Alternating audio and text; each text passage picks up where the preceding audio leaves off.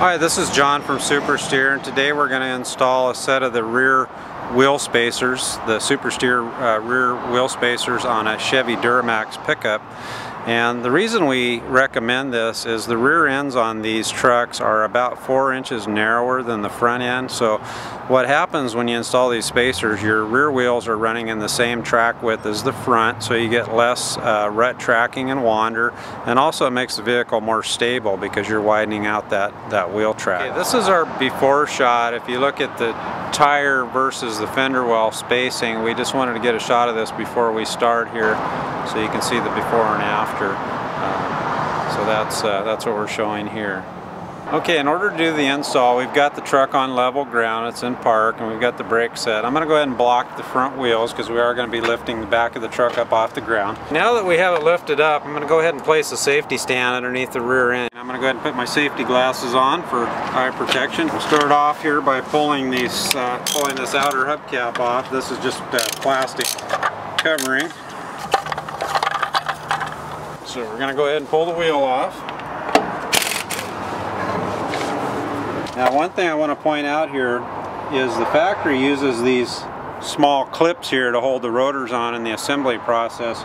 We are going to want to remove those. We want to have a nice flat surface that we're putting our spacer up against. So we'll go ahead and take those clips loose. They come off fairly easily. It looks like we just have 2 of them on there. Okay, now that we've removed these little retainer clips, we're going to go ahead and clean this surface off here so we've got a nice flat surface to bolt to, and make sure we don't have any debris in here or anything that might cause a problem with our spacers to sit flat on this surface. These spacers come with all the lug nuts that you'll need to bolt them on. You can see this spacer is about 2 inches wide. Made from solid billet aluminum. It's a nice machine piece. The studs are all pressed in tight into it. So we're going to go ahead and put our spacer on. I'm going to make sure that it's sitting nice and flush, that it's not rocking or anything. And we're going to go ahead and put our lug nuts that came with the spacer. We're going to torque them down. In this particular truck, we're going to torque them. It's about 140 foot-pounds. So we've got them all torqued to 140.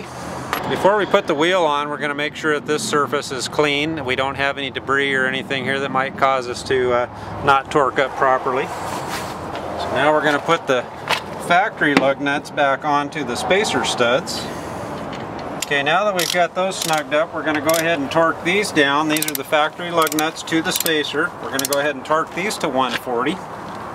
Okay, now rather than putting the hubcap on right now, what we recommend with these spacers is to drive the vehicle about 30 miles, come back, jack it up, pull the wheel off, and recheck your torque on the inner spacer. Retorque them to 140 pounds, put your wheel back on and torque it to 140.